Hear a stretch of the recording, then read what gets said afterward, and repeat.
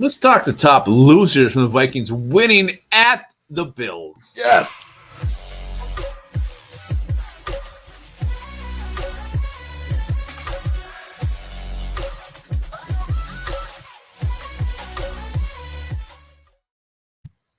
Welcome back to Onebar and Lupagus Show. I am Lupagus, and I am feeling good because the Vikings are 8-1. I'm here with Onebar, who's also probably feeling good about the Vikings being 8-1 because we went to Buffalo and we beat the dildo-tossing Bills.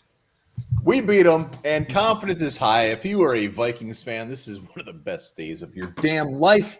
And as hard as it may be, we're sticking to our guns. We can win the Super Bowl. Well, you know what?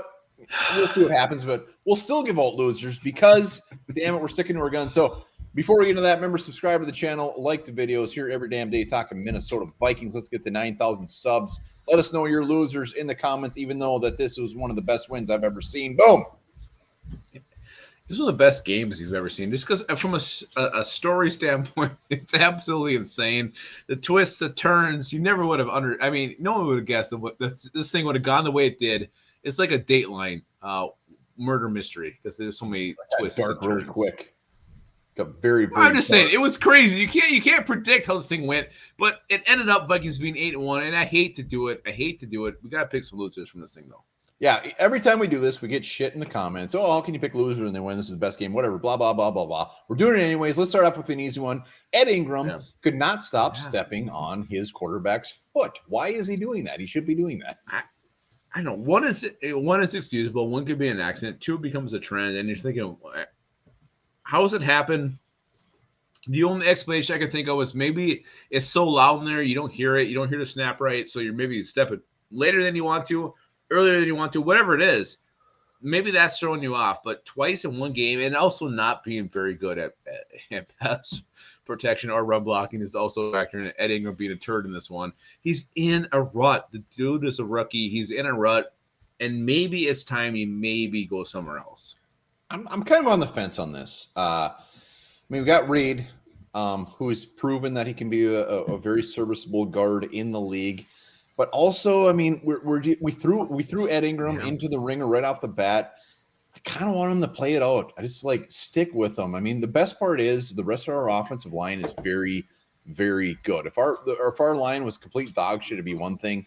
I don't want him to give up on him. I don't want them to just explode his confidence. Was this an issue of being on the road? I don't know. It's not like he's done this a bunch of times throughout the year. I don't think he's done this ever.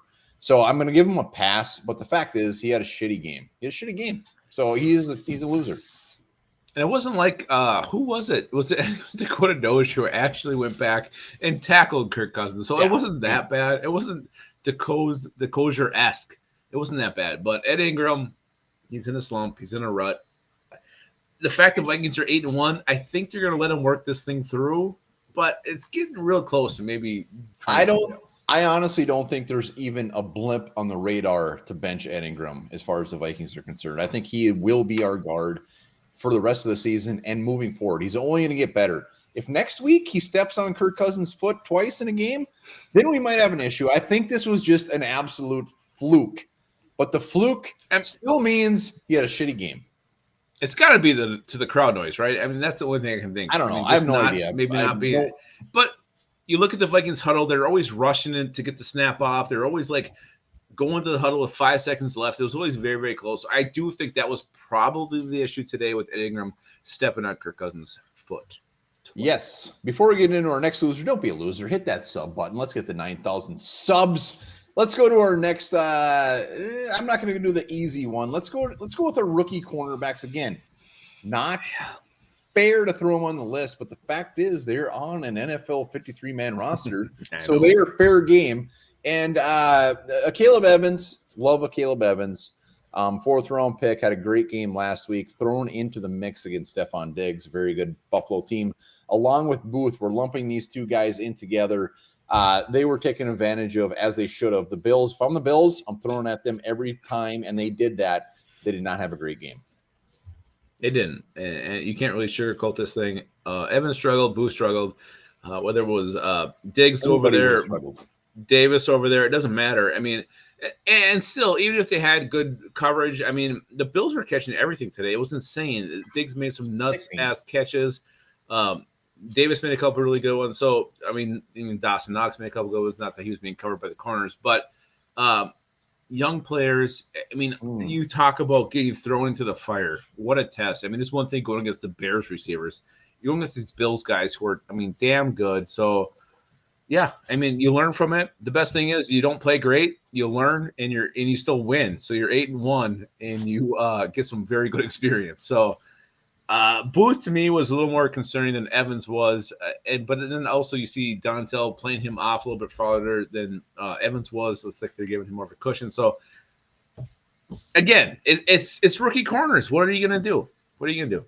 What are you gonna do? And the best part is, I mean, just think, Vikings next time we play the Packers.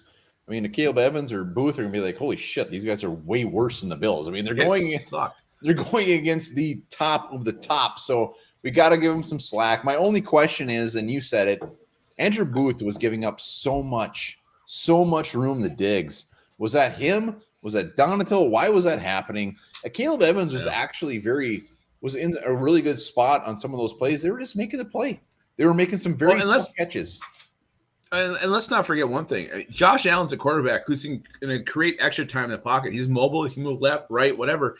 So they're asked to cover these guys a lot longer than you would be if you're going against a Jared Goff, going against an Aaron Rodgers, going against whoever. So you got to – I mean, you're a rookie corner going against good receivers who you're asked to cover for a very long time, really an abnormal amount of time.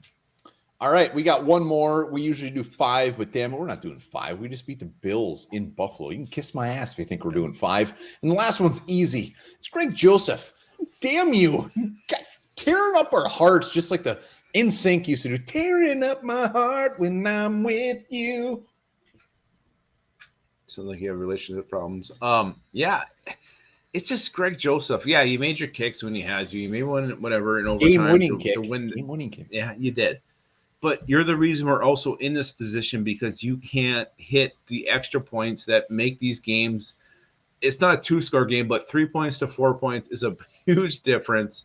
The Bills can't tie the game with a field goal. If you make your extra point, do your damn job. And that's all we're asking you to do is to do your job. And you can't do it. You fail every single time when it comes to these extra pins. I'm just saying, whether it's going up from 8 points to 9 points against Cardinals, same thing, I think, was the Lions game, Bears game, whatever. He keeps missing these type of kicks that make these games go from 1 score to 2 scores, and the Vikings are somehow still 8-1 despite their kicker. Yeah, I mean, Greg Joseph, everybody knows it. It is what it is. I don't know what else to say. I mean, Greg Joseph is the missionary of kickers. Nobody wants it. We want the doggy. We want Justin Tucker. We want anything. I'll take what I can get. Yeah, I know you will. But you know what? Hey, the thing, the worst part is, I don't think they have, just like Ed Ingram, I don't think they're going to move on. I don't think they're going to put someone in. I don't think they're going to look at other kickers. Unless somebody is just completely available that shouldn't be, I don't think they have it in them that they're going to look at any other. I think they're sticking with them through the year. Well, and that's the problem because he hits these game-winning field goals in overtime. So that's what you think about. You don't think about the extra point that he missed. If I'm the Vikings, I'm signing Rodrigo Blankenship to our practice squad. I'm doing that right now if I can. I don't know what the rules are. If I'm the Vikings, I'm signing Lupagus to our practice squad right now. I mean, we need some sort of backup. And Greg Joseph is the rest of the year. I love that we're 8-1. I love the fact that he made the game-winning field goal, which he did on the road in shitty weather against the wind. So we got to give him some kudos. But for the rest of the year, every extra point, every kick, just like we normally knew as Vikings fans, we will be scared out of our effing mind. Yeah.